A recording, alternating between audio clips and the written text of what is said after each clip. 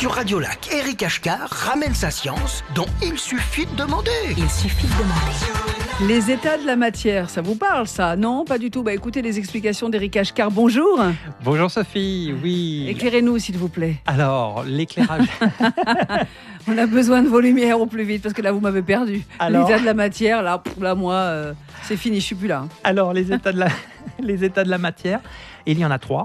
Donc, le gaz, Oui. le liquide Oui, et le solide. d'accord. Alors, Alors on comprend mieux. Qu'est-ce Ok. qui les différencie? Alors, Non mais je vous dis, moi je vous écoute, hein, c'est tout. Mes cours sont très très loin, hein, j'ai oublié, c'est Alors, fini. la différence entre un solide... Alors, on va décrire un solide. Un solide est Oui. constitué d'atomes. D'accord. Les atomes sont tous liés entre eux. Ouais. Donc, c'est comme un cristal. Je donne un Ouais. exemple de cristal quand on voit à l'école avec des petits atomes empilés comme des billes qui sont régulièrement empilés et sont soudés les uns aux autres. Oui. La structure de tous les atomes est très bien organisée en général. Pas toujours, mais je dirais une majorité. On prend le diamant, c'est le cas extrême où c'est ultra bien organisé. Ensuite, pour un exemple concret, qu'est-ce qu'un solide? Un morceau de sucre, Oui, ça d'accord. un rail de train, Ouais, un mur en béton.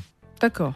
Maintenant, on passe au liquide. Oui. Alors, la différence entre le solide et le liquide, c'est que le solide, les atomes sont les uns contre les autres, mais ne sont pas réellement soudés les uns aux autres, mais peuvent, comme on prendrait des billes dans un sac plastique, quand on bouge le sac plastique, Exact. les billes se déplacent Ouais, les unes c'est par ça. rapport aux autres. Ouais, c'est ça. Eh bien, imaginons que les billes sont les atomes, Ouais. et en fait, dans un liquide, les atomes peuvent bouger les uns par rapport aux autres, et contrairement au solide, qui a une forme bien précise, le liquide va prendre la forme du contenant. Ok. Et les atomes ne sont pas forcément aussi bien organisés que dans le solide. Et maintenant, on va passer au gaz. Alors, le Oui. gaz, c'est encore plus fumeux. Si je Oh. peux Jeu de mots. Jeu de mots. Alors, le gaz, en fait, les atomes ne sont pas collés les uns aux autres. Ils sont en mouvement, je pense au mouvement brownien qu'on a certainement dû apprendre à l'école. C'est-à-dire que quand on regarde sous une lame de microscope des poussières avec l'air, on voit que les poussières, elles bougent dynamiquement parce que les atomes d'air vont taper dedans et vont déplacer les petites poussières. Alors, bien sûr, ça, il faut le voir au microscope avec des toutes petites particules.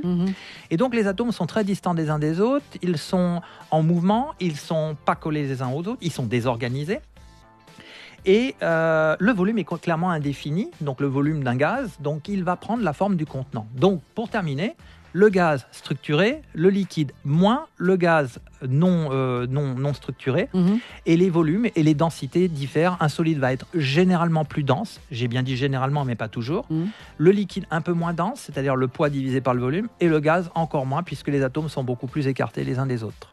Ok, bon, c'est clair avec vous. Hein. Voilà. Mais il faut quand même que je vous réécoute en podcast pour que ça rentre. Merci. Et je crois que moi aussi, il faut que je me réécoute. C'était Éric Ashkar à retrouver donc sur la page Il suffit de demander. Je vous dis à la semaine prochaine. Merci beaucoup. Merci Sophie, à la semaine prochaine.